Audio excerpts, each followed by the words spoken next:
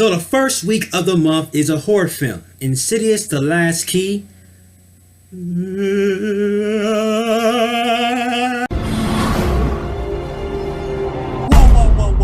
This is not 2017. This is 2018. Let's do this the right way.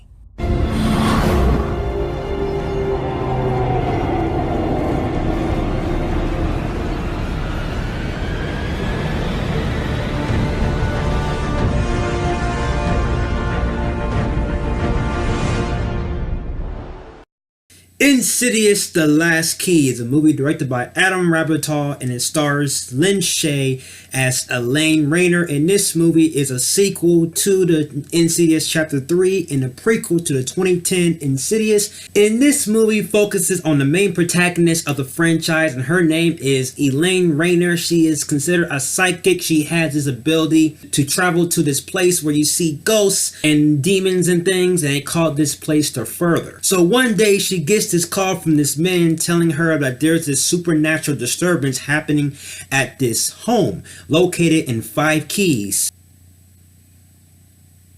New Mexico. And then Elaine Rayner discovered that this location is the same house where she lived in during her childhood. To let you guys know, I'm a fan of the Insidious series. I love the first one. I love the second one.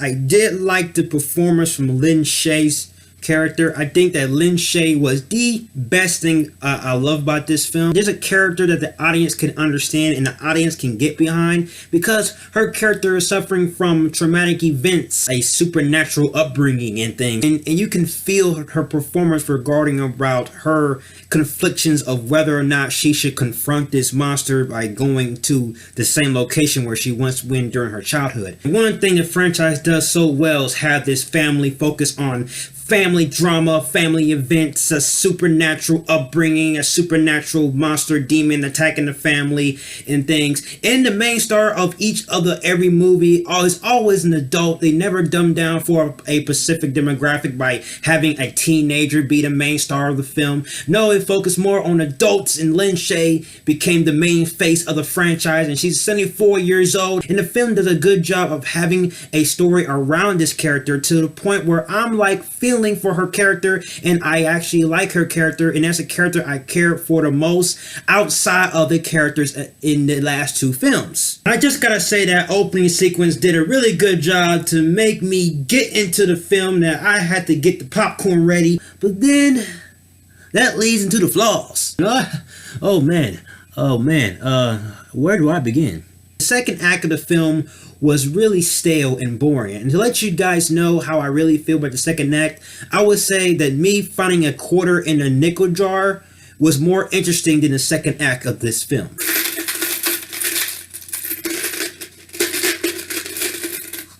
I found a penny! Second act was really a mind blower, because I really forgot what kind of film I was watching, and nothing really particular was happening that was, I would say, that really resonate inside your mind or really captivate the audience. It just made me yawn. It made me check Facebook a couple times, check a few tweets. That's where the film kind of disconnects with its audience, and I just feel like this movie was just happening. It was just existing for no reason. And the other thing I just gonna have to say that really dumbed down, that this movie wasn't as scary as the other Insidious films, and the director didn't use much creativity when it comes to jump scares. Yes, the jump scares were there, but the jump scares didn't really deliver to the point where I'm like jumping or like this is my reaction when I saw a jump scare. Oh, he has yellow teeth. Another thing I just had a problem with was these humor with these 2 characters, Tucker and Specs.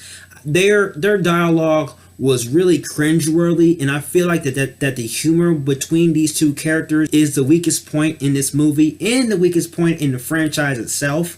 Their dialogue was the worst dialogue I've heard in all 4 of the movies I've seen, and it got into a point where they said these lines that really made me wanna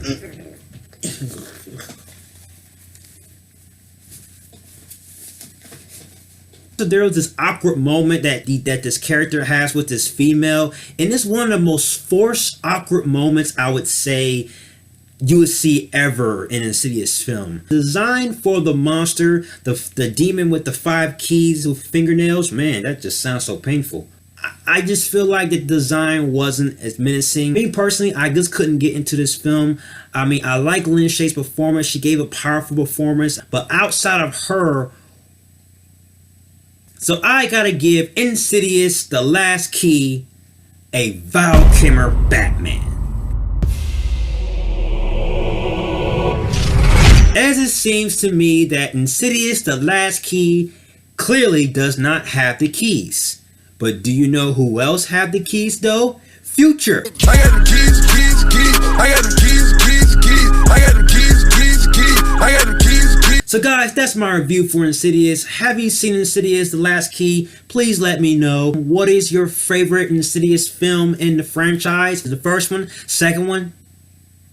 I have achieved a milestone 300 subscribers. I will have a special video coming along the way up next. If you like everything you see and you agree, click right here, join me in the Batman family. I will have more Batman-tastic reviews on the way. You have been unlocked. See what I did there? See what I did there? The key reference. Yeah, give that. Till then, ciao.